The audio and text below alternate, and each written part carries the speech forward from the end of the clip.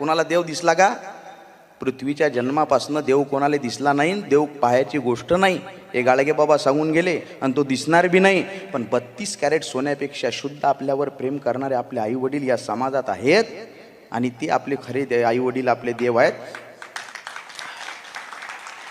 आणि फक्त आई नाही, आईन वडील दोघंही बरं का. कारण फक्त आईचं कर्तृत्व श्रेष्ठ आहे का? नाही. कुणाला डोळे झाकताच सुंदरा दिसते, कुणाला रंभा उर्वशी वसुंधरा दिसते. कुणाला डोळे झाकताच सुंदरा दिसते, कुणाला रंभा उर्वशी वसुंधरा दिसते. नव नाटकी जगास न जानो काय काय दिसते, मी डोळे झाकताच राबणारी माय दिसते. वाह, क्या बात. माया मायचं संसारिक ज्ञान बघत गेलो, त्यानं मनाचा अहंकार पुसत गेला. कधी कधी अहंकार व्हायचा, आपण भाषण करतो, व्याख्यान करतो, घरी गेलं की आमची आई म्हणायची, बाबू मुंगी होऊन साखर खाय, हत्ती होऊन लाकडं फोडू नको. त्यावेळेस संसाराच्या ज्ञानात माई आई मला PhD होल्डर वाटते. माया मायचं संसारिक ज्ञान बघत गेलो, त्यानं मनाचा अहंकार पुसत गेला आणि सतत चालणाऱ्या बापाच्या पायाच्या भेगाईत मला यशाचा मार्ग दिसत गेला. अरे गदगदून हसताना मटकन डोळेवले करणारी माय, गदगदून हसताना मटकन डोळेवले करणारी माय, दुखाचे डोंगर पेलताना सुखाचा झरा तिनच निर्माण करावा आणि आखूड पॅन्ट स्लीपर चप्पल घालून जग जिंकल्याचा अभिमान मा बापानच बाळगावा.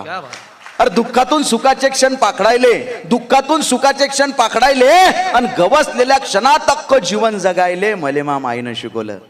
दुःखातून सुखाचे क्षण पाखडायले आणि गवसलेल्या क्षणात अख्खं जीवन जगायले मले मा मायनं शिकवलं. आणि 40 रुपयाचं फाटकं बनेन घालून करोडो रुपयाची इज्जत कशी कमवाव हे मले मा बापानं शिकवलं.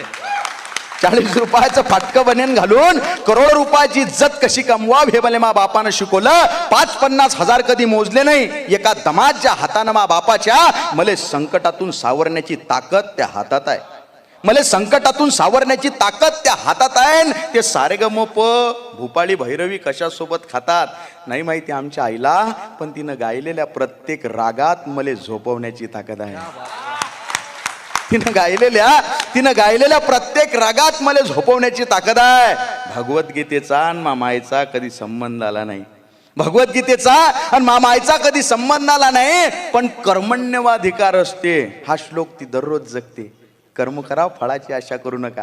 भगवद्गीतेचा आणि मामाईचा कधी संबंध आला नाही, पण कर्मण्यवाधिकार असते हा श्लोक ती दररोज जगते. आणि कोण म्हणते माणूस नशिबाच्या मागे लागते, मा बाप उठल्यापासून नशीब बदलवण्यासाठी जगते आणि हे बावळट नशीब दररोज त्याच्या मागे लागते.